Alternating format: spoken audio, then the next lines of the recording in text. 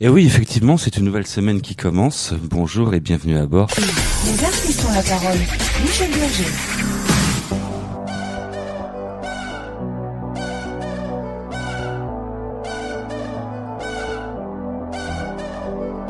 Et oui, dans la joie et dans la bonne humeur, c'est une nouvelle émission des artistes ont la parole. Merci de nous avoir choisis. Vous êtes sur la bonne fréquence. Bonjour. J'espère que vous êtes en forme de l'autre côté du poste. Ça m'en a tous les rangs en tout cas. Aujourd'hui, nous allons parler d'un sujet sérieux, d'un sujet délicat, d'un sujet grave. Nous allons nous diriger effectivement sur la littérature. On va parler de livres. Effectivement, on arrive sur une période où on lit de plus en plus. On va au bord des plages, où on se met sur les tables de terrasse. Et oui, le beau temps est de retour. Et d'ailleurs, il est toujours là dans Les artistes ont la parole. Nous allons recevoir aujourd'hui Mathilde Brasilier. Mathilde Brasilier qui est en notre compagnie dans le studio. Bonjour Mathilde. Bonjour. Et bienvenue à bord. Bienvenue, merci de m'avoir invité. Bienvenue à bord dans les studios des artistes ont la parole. Nous sommes ensemble pour te découvrir davantage. Oui. Et puis aussi pour découvrir ton superbe livre. Il y avait le jour, il y avait la nuit et il y avait l'inceste. Sujet quand même délicat. Oui, c'est un récit autobiographique, donc c'est forcément un sujet qui est assez proche et qui me tient à cœur et qui concerne malheureusement beaucoup de personnes qui n'ont pas forcément la possibilité de s'exprimer sur le sujet. Et voilà. Enfin, je tiens avant tout à préciser que c'est un texte littéraire. Comment ça t'est venu d'écrire ? Parce que c'est quand même un sujet bien grave. Alors déjà, en tant que journaliste, je fais un travail d'écriture un peu au quotidien. Donc c'est un petit peu mon mode de communication. Ensuite, c'est toujours intéressant de se dégager par écrit d'une expérience qu'on a vécue, et puis de pouvoir, c'est un moyen de communiquer avec les autres. Toute écriture, toute œuvre artistique. Bon, ça m'est venu, mais ça a été un parcours de vie assez difficile, dont je suis complètement sortie. Et donc c'est vrai que je tenais à témoigner pour les autres et ceux qui s'en sortent pas et qui sont dans la dépression toute leur vie, qui ont vécu un traumatisme de ce type. Donc je tenais à partager cette histoire avec les autres. Mmh. Donc le récit commence en 2005 par le récit de la mort de mon père. Mmh. Ensuite, le livre est découpé en plusieurs parties. Alors la première, c'est la mort de mon père. Ensuite, la deuxième, je reviens 20 ans en arrière avec le suicide de mon frère en 85. Ensuite, il y a une partie où je décris tout le processus amnésique que j'ai eu durant 30 ans et qui m'ont permis de survivre et d'être en bon état. Ensuite, il y a une autre partie où je raconte dans quelles circonstances les flashs douloureux de mon enfance sont revenus. Donc je traduis ces séquences qui étaient traumatisantes. Et puis je termine le livre par la mort de mon père. Voilà, donc c'est un peu une boucle une histoire de vie qui se referme, et puis où il y a une forme de guérison. C'est vrai que je voulais traduire à toutes les personnes qu'on peut s'en sortir malgré une épreuve de ce type qui survient, je tiens à le dire malheureusement, beaucoup plus fréquemment qu'on ne pense. Comment tu t'en es sortie, Mathilde ? Alors, je m'en suis sortie pas toute seule.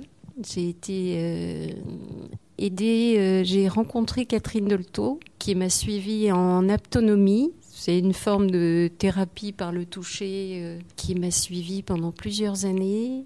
Et c'est grâce à elle que j'ai eu l'émergence que je suis sortie de cette amnésie où j'avais pas d'explication du suicide de mon frère, pas d'explication du fait que je supportais pas de voir mon père en face de moi sans savoir pourquoi. Voilà. Donc c'est vrai que j'ai eu la chance de rencontrer une thérapeute qui est hors norme. Et bon, à ce sujet-là, oui, je pense qu'il faut témoigner qu'on ne peut pas s'en sortir tout seul. C'est certain qu'il faut avoir une dialectique avec quelqu'un de compétent, mais il faut pouvoir... on vit beaucoup mieux quand on a intégré son passé que quand on l'a occulté, quel qu'il soit. Et il faut pas aller voir n'importe quel médecin, mais il faut aller voir il faut consulter, il faut en parler, il faut pas rester seul dans son coin. Et puis c'est vrai que la plupart des personnes vivent dans l'humiliation, dans la honte. Il faut s'extraire de tout cet emprisonnement. Il faut libérer la parole, il faut sortir du silence et puis et vivre. On peut vivre complètement normalement, mais ça demande un travail thérapeutique. Et quel conseil donnerais-tu à ceux qui nous écoutent et qui, pour certains, auraient vécu pas les mêmes épreuves, mais presque? Quel conseil? C'est déjà qu'ils aient confiance en eux, suffisamment pour en parler, poser des mots sur la souffrance ou les faits qu'ils ont vécus, et puis s'en dégager auprès d'un thérapeute et se dire qu'ils peuvent avoir une vie tout à fait comme les autres, que c'est... On peut comparer ça à un accident d'avion, un attentat, c'est un fait très violent. Et, pour les attentats, il y a des cellules d'urgence. Pour les personnes qui sont victimes d'abus sexuels, il faut se rapprocher de personnes qui connaissent, qui peuvent les écouter, auprès de qui ils ont confiance, et voilà. Et puis, le conseil, c'est surtout garder la tête haute, sortir de la culpabilité, parce qu'on a tendance à se sentir responsable de ce qui s'est passé, alors que un enfant est tout sauf responsable. Enfin, il faut. Et je pense qu'il y a des personnes qui sont spécialisées pour les traumatismes, que ce soit des psychiatres ou des thérapeutes. Je sais que l'autonomie, ça m'a complètement sorti de ce problème. Je sais qu'il existe plusieurs médecins qui pratiquent ce mode de thérapie, et ça peut être un conseil. Mais en tout cas, c'est certain qu'on s'en sort pas tout seul. Mathilde Brasilier, avec nous dans Les Artistes ont la parole, qui, je vous rappelle, a sorti un superbe livre qu'il faut lire, qui est intéressant. Il y avait le jour, il y avait la nuit, il y avait l'inceste. C'est aux éditions Mélibé, et on peut se le procurer tout partout, ce livre. Oui, il est à la Fnac, sur Amazon. Et puis en librairie. Voilà. Mathilde Brasilier, alors justement, tu nous as confié tout à l'heure que tu étais journaliste. Oui. Tu es journaliste en presse écrite. Oui, je suis journaliste à l'Obs, Challenge, Santé Magazine. Enfin, je suis journaliste pigiste. Et est-ce que c'est ton métier qui t'a amené à écrire? J'ai toujours été très littéraire, et j'ai toujours aimé écrire, j'ai toujours écrit. Donc c'est pas mon métier. Au départ, j'étais architecte. Donc j'ai un parcours, j'ai fait plusieurs métiers, on peut dire, mais qui sont assez complémentaires, qui m'ont toujours permis d'être beaucoup en relation avec les autres. Donc le métier de journaliste, oui, forcément, on est appelé à écrire. J'aime beaucoup écrire, rédiger des articles, et encore plus. Alors le livre, c'est un exercice, mais un petit peu du même type. Travail de recherche sur toi-même. Oui, que je fais Bon, c'est vrai que j'aime beaucoup moi-même interviewer des médecins, des architectes, voilà. Et là, s'interroger soi-même, c'est un travail aussi passionnant, plus difficile que d'interroger les autres, certainement, parce qu'on est mis en jeu, mais voilà, le travail d'écriture est vraiment, c'est vraiment ma passion depuis toujours. Mathilde Brasilier dans Les Artistes ont la parole. On va changer de domaine un peu, on va marquer une pause, si tu veux bien. Oui. Et puis c'est toi qui vas pouvoir avoir justement la primeur de choisir le morceau qui va suivre de cette émission. Tu vas pouvoir jouer un peu les disques jockey, histoire de se détendre un peu. Alors, oui. Qu'est-ce que tu vas nous choisir comme morceau, Mathilde ? Je veux bien qu'on choisisse un morceau de Carla Bruni que j'aime beaucoup et qui a vécu elle-même aussi des épreuves parce qu'elle a perdu son frère. Parmi les morceaux de Carla Bruni, je les aime beaucoup tous, mais il y en a un spécifiquement qui est dédié à son frère, le marin. Carla Bruni, tout de suite, dans Les Artistes ont la parole. Salut marin, bon vent à toi. Les artistes ont la parole. Michel Berger. Les artistes ont la parole, deuxième partie de cette émission. Merci de nous suivre, merci de votre fidélité. Aujourd'hui, nous parlons littérature avec Mathilde Brasilier qui a écrit et qui a sorti un superbe livre. Il y avait le jour, il y avait la nuit, il y avait l'inceste. C'est d'actualité en plus, on en parle au gouvernement. Alors Mathilde, tu peux nous en dire plus encore sur ce livre ? Ça se lit comme... ça se lit comment ? Ça se lit... faut s'immerger un peu dans l'histoire. Ça se lit, je vais dire, peut-être comme un film. C'est fait de séquences qui s'enchaînent et bon, c'est un livre... plutôt dynamique et oui, on rentre. D'ailleurs, j'ai eu déjà plusieurs propositions des réalisateurs de cinéma qui veulent le mettre en film. Donc, je pense c'est un livre qui appelle l'image et qui est. C'est un livre qui a du rythme. Ça, il est très rythmé. On parle aussi de musique. C'est un livre qui est aussi très très construit, où on a des repères, où le lecteur fait un voyage dans le temps aussi en même temps, puisque c'est un livre qui se passe en 2015, en 2005, en 85, en 65. Bon, ça relate aussi l'histoire de notre époque. J'ai été dans un milieu assez privilégié, particulier, puisque mes parents habitaient à Saint-Germain-des-Prés. Donc, je suis née dans ce milieu d'artistes. Mon père était prix de Rome. Donc, mes parents ont passé 5 ans à Rome. Moi, j'ai passé 3 ans. J'ai commencé ma vie à la Villa Médicis. Et ensuite, c'est vrai que c'est une famille du 6e qui est assez connue dans le milieu artistique. Et voilà dans quel contexte je suis. Alors, nous étions 5 enfants, dont et moi et mon frère, on était les deux petits derniers de la famille. Donc, on était très très adulés par mes parents.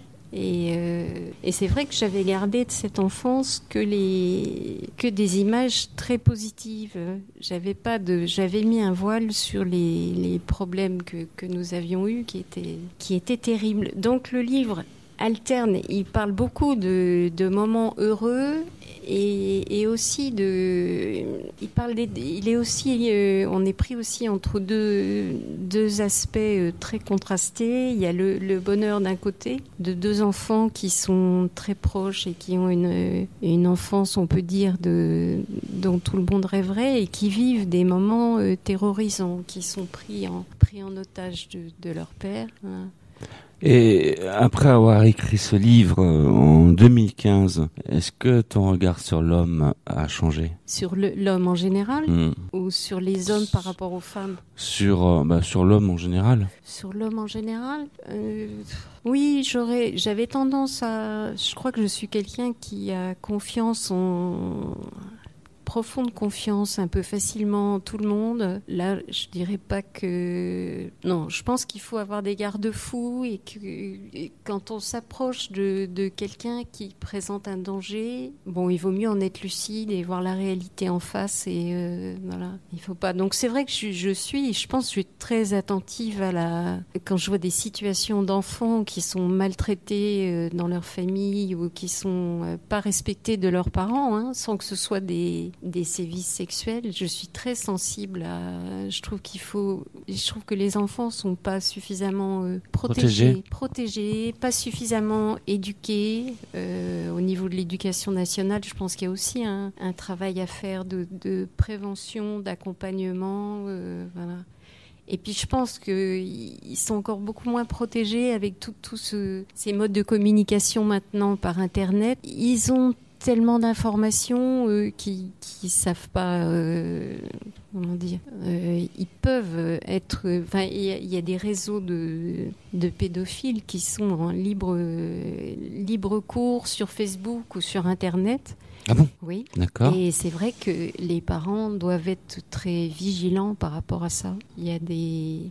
Comment dire, comme la justice, c'est pas trop comment s'y prendre et considère que quelqu'un est toujours récupérable. En fait, en général, les gens qui commettent des actes, notamment de violence sur des enfants, bon, ils peuvent faire 2 ans de prison et en général, ils ressortent, ils recommencent. Et bon, je trouve qu'on est dans une société quand même très permissive. On préfère... c'est vrai d'où le changement, d'où l'orientation politique actuelle et notamment ce projet de loi qui a démarré le 5 mai, qui a été présenté à l'Assemblée nationale le 5 mai, qui va continuer d'être étudié pour que l'inceste soit puni d'un point de vue pénal. Ce qui n'était pas le cas en France jusqu'à présent, alors que ça l'est dans des pays comme la Suède. Voilà. Donc ça veut dire que la France n'avait pas les moyens de... Bon. Donc tout ce qui était... toutes les personnes victimes qui espéraient avoir une réparation en justice, ça les faisait plutôt, au contraire, sombrer encore plus bas puisque les dossiers aboutissent à des non-lieux. Ce qui a été mon cas par ailleurs, mais moi j'attendais pas de la justice, j'attendais beaucoup plus de la thérapie que de la justice. Mais la justice, il faut savoir que les 99% des dossiers d'inceste terminent par des non-lieux parce qu'on n'a pas de preuves, on n'a pas de flagrant délit. Du coup, il faut se réparer, il faut guérir soi-même. Mais il ne faut pas s'acharner, il ne faut pas compter sur la justice. Mathilde Brasilier, en notre compagnie dans Les Artistes ont la parole. Il y avait le jour, il y avait la nuit, il y avait l'inceste. C'est le titre de son livre que vous pouvez retrouver aux éditions Mélibé. Mathilde Brasilier, on va faire un peu plus ample connaissance. On sait que tu es journaliste. Quelle est ta propre philosophie de la vie ? En voilà une bonne question. Oui, une bonne question à laquelle je vais répondre. Moi, j'ai fait le choix du bonheur. Et je pense que ça a toujours été... j'ai toujours eu un objectif. Je suis quelqu'un d'assez... j'ai toujours été très positive et ce qui me permet de surmonter, je dirais quasiment toutes les épreuves. Ma philosophie de la vie, c'est celle d'Albert Camus. Donc, pour être plus précise, c'est mon écrivain, mon auteur de référence, et je pense que c'est celui qui parle au plus près des sujets qui me... Je pense que le bonheur, on le construit, on le choisit. C'est un choix. Il y a des gens qui sont déprimés en permanence. Il y a des gens qui voient des problèmes partout. Moi, je dirais pas que je vois la vie en rose, mais je décide le matin que la vie, elle va être... que c'est un bonheur déjà d'être en vie, Tu crois que la vie a plein de dents ? Oui, c'est mon choix. Tu prends la vie du bon côté. C'est un choix qui peut être contesté, mais c'est ma façon de prendre les choses. Je suis pas du tout quelqu'un de pessimiste. Mathilde Brasilier, tu as raison d'être optimiste. Il y avait le jour, il y avait la nuit, il y avait l'inceste, livre que vous pouvez vous procurer dans toutes les librairies. C'est une sortie nationale. Oui. Qu'est-ce qu'on peut rajouter sur ce titre, par exemple ? Pourquoi ce titre ? Il y avait le jour, il y avait la nuit, il y avait l'inceste. Ce titre, il est déjà, il est assez long, volontairement, bien évidemment. Il est assez musical aussi. C'est pour ça qu'il y a cette répétition.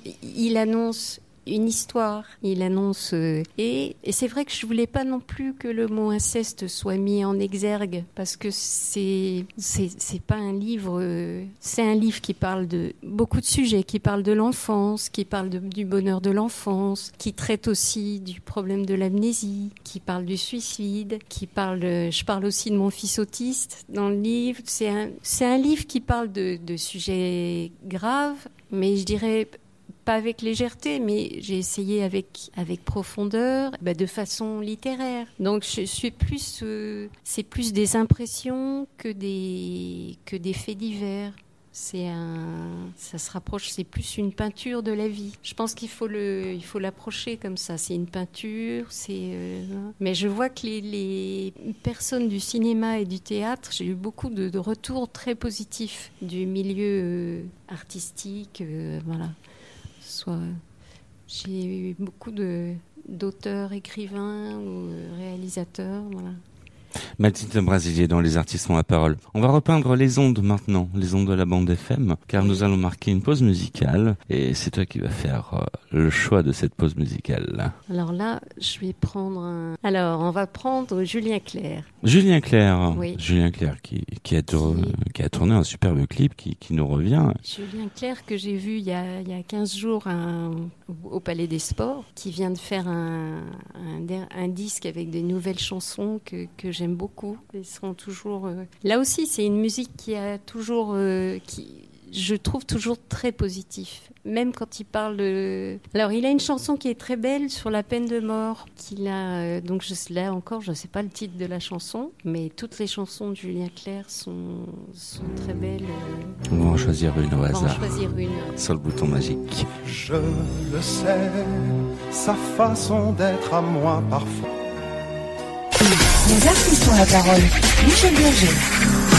Les artistes ont la parole, c'est la troisième partie de cette émission. En notre compagnie, Mathilde Brasilier, qui, je vous rappelle, a sorti un très beau livre. Il y avait le jour, il y avait la nuit, il y avait l'inceste. Sujet grave. Édition Mélibé. Vous pouvez vous le procurer dans toutes les bonnes crèmeries, on peut dire ça comme ça. Mathilde Brasilier, qui est en notre compagnie dans Les artistes ont la parole, justement pour nous parler de son livre. Ça va, Mathilde ? Très bien. Toujours en forme. Toujours en forme. Toujours esprit positif. Toujours. Alors, justement, on regarde ton livre et sur ce livre, on voit en photo, oui. Sur la pochette du livre, on voit en photo une petite fille. C'était toi à l'époque ? C'est moi à 7 ans. Quand tu avais 7 ans ? Sur la couverture. Voilà. D'accord. Ton récit raconte les histoires que tu as vécues quand tu avais 7 ans ? À peu près. La période de traumatisme que j'ai vécue, c'était de l'âge de 5 ans à l'âge de 10 ans. C'est un petit peu au cœur du livre, mais c'est un des points du livre. Donc c'est pour ça que c'était important que ce soit en couverture. Je trouve que je préfère une couverture avec une photo qu'une couverture noire ou blanche. On imagine que tu as mis quand même du temps à te reconstruire de ça. J'ai mis du temps. Enfin, on met tous du temps à... mais j'ai toujours été quand même assez bien portante du fait que j'avais... en fait, quand j'ai eu cette période d'amnésie de 10 ans à 40 ans, j'exerçais j'ai été diplômée d'architecture à 24 ans, donc j'ai exercé ce métier durant, de 24 ans à 45 ans, avec beaucoup de passion, beaucoup d'intérêt, toujours avec cette idée d'écrire, mais que je faisais en même temps, à me reconstruire. Je dirais, j'ai jamais sombré dans la dépression. Je parle d'un travail thérapeutique, c'était plus une recherche. Je voulais... mon interrogation, c'était pourquoi mon frère s'est-il suicidé en se jetant du haut de Beaubourg quand il avait 24 ans. Ça, c'était quelque chose qui a marqué un tournant dans ma vie. Mon frère avait 1 an de moins que moi, et j'avais pas d'explication à ce suicide. Il avait une... Et avec du recul, tu as trouvé des réponses ? J'ai trouvé les réponses. Je sais pourquoi il s'est suicidé. Et je veux dire, c'est pour moi d'avoir les clés, ça change tout. Ça permet d'accepter, ça permet de faire le deuil, ça permet d'accepter, ça permet de dire à ceux qui sont tentés de faire, de se suicider, de leur expliquer que c'est pas forcément un choix. C'est pas forcément le bon choix, qu'il y a moyen de s'en sortir. Il y a toujours des solutions. Il y a toujours des solutions. Il suffit parfois d'en parler. Il suffit d'en parler. Si on le garde pour soi, je veux dire, faut savoir qu'il y a, oui, je crois que je sais pas les chiffres, mais je pense qu'il doit y avoir la moitié de personnes qui sont victimes d'inceste qui se suicident. C'est considérable. C'est beaucoup de gens qui ont la nécessité et ça c'est très triste, de se détruire eux-mêmes parce qu'on leur a fait du mal et qu'on les a détruits. Alors qu'il faudrait, au contraire, il faut surmonter, il faut montrer qu'on est plus fort que tout, plus fort que l'agresseur, qu'on va pas se laisser détruire. Encore faut-il être aidé dans la réflexion, parce que tout seul, c'est vrai qu'on est...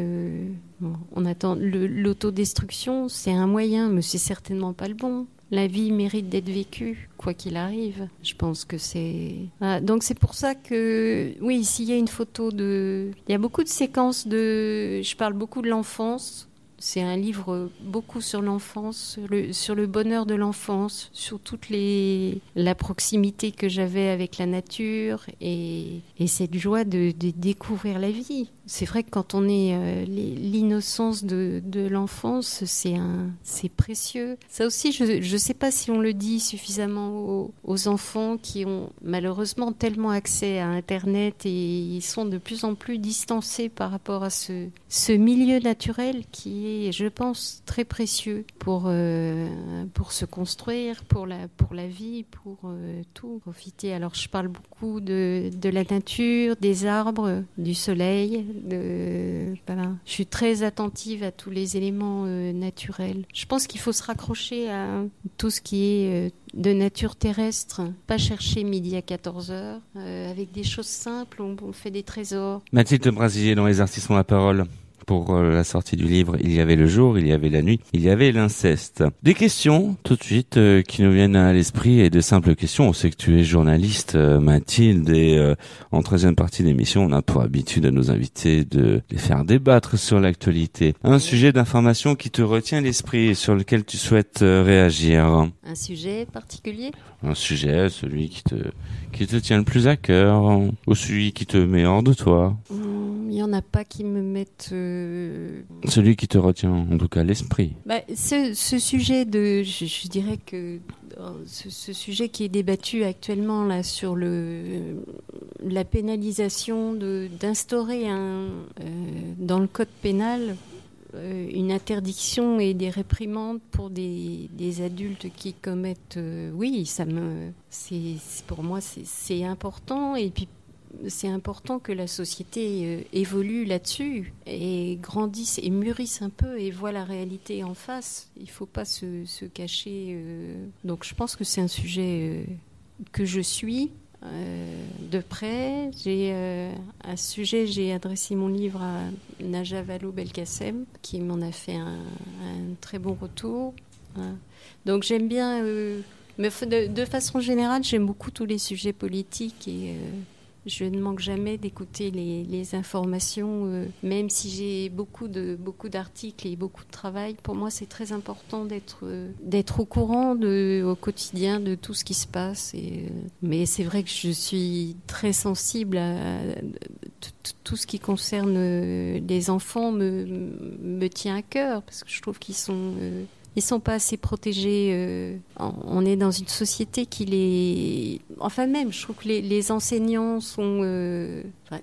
là aussi, c'est un sujet d'actualité qui interfère, mais quand on sait qu'il y a des enseignants qui détiennent des images pédopornographiques et qui sont dans le circuit de l'éducation nationale, je trouve que c'est quand même insensé d'apprendre qu'il y a une classe de CP là, du Sud où il y a eu la moitié des enfants qui ont été Comment est-ce qu'il, je veux dire, il faut vraiment prendre traiter ce problème en amont, et puis le secret médical, je veux dire, là, il n'est pas question de secret médical. Quand quelqu'un est dangereux, il faut que l'éducation nationale soit informée. Il ne faut pas qu'on ait parmi nos enseignants, il faut vraiment vérifier qu'il n'y ait pas des personnalités suspectes qui fassent du mal à nos enfants. Donc je comprends que le ministère de la Justice et celui de l'Éducation nationale travaillent conjointement sur ce projet. Et voilà. Et puis aussi sensibiliser les enfants, de plus en parler à l'école. Je trouve qu'on devrait plus parler de l'actualité à nos enfants. Là aussi... L'actualité qui est plutôt en ce moment grise. Est-ce que tu crois que ça peut être un sujet pour les enfants ? Elle a toujours été faite de choses grises, et il faut la prendre telle qu'elle est, l'actualité.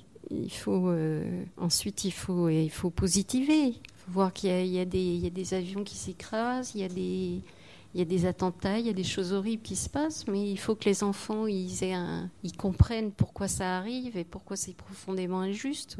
Il faut qu'ils soient prévenus. D'ailleurs, ça m'a touchée parce qu'à la manifestation de Charlie Hebdo, il y avait beaucoup, beaucoup d'enfants. Et je trouve que c'est l'aspect positif des choses. Merci à Mathilde Brasilier d'être en notre compagnie pour la sortie de son superbe livre. Il y avait le jour, il y avait la nuit, il y avait l'inceste. Sujet grave, et c'est vrai, sujet d'actualité. Livre autobiographique. Oui. Mathilde Brasilier, tu nous en as parlé tout au long de cette émission. C'est émouvant. Certainement, oui. C'est un livre émouvant qu'on vous recommande de vous procurer. Et cette émission est la tienne. Tu reviens quand tu veux. Dès que tu sors un prochain livre, tu es la bienvenue. On te fera passer. Avec plaisir. On te fera passer en priorité. Mathilde Brasilier, tu sais que cette émission se termine déjà ? Ça a passé vite. Hein. Ça passe à une vitesse. Oui. Allez, pour le mot de la fin, qu'est-ce que tu veux rajouter ? Dis-moi tout. Pour le mot de la fin, je dis qu'il ne faut pas rester sur une... Je voudrais traduire que c'est un livre qui parle plus de bonheur que de malheur. Il faut le recevoir comme un message positif. Et pas se dire que c'est quelque chose qui va plomber le moral. Et c'est pas l'angle du tout. C'est un livre qui est fait pour apporter du bonheur. Il faut se dire que même en vivant les pires choses, on peut s'en sortir. Je crois que j'ai envie de... Tu as envie de dire ce mot, comme mot de la fin, restons, soyons positifs et soyons. Il y a des solutions à tout. Sur ces bonnes notes positives, Mathilde Brasilier, on va lire un peu plus ton livre, tous ensemble. D'ailleurs, vous y êtes invités. Je rappelle le titre, il y avait le jour, il y avait la nuit, il y avait l'inceste. C'est aux éditions Mélibé. Mathilde, on te remercie d'avoir participé à cette émission des artistes ont la parole. Je te remercie de m'avoir invité. Et quant à nous, sachez qu'on se retrouve la semaine prochaine sur cette même antenne pour de nouvelles aventures. On vous remercie de nous avoir supportés, de nous avoir suivis. Et maintenant, vous pouvez retourner à une activité normale. À très bientôt. Salut, ciao, bye. Au revoir Mathilde. Au revoir.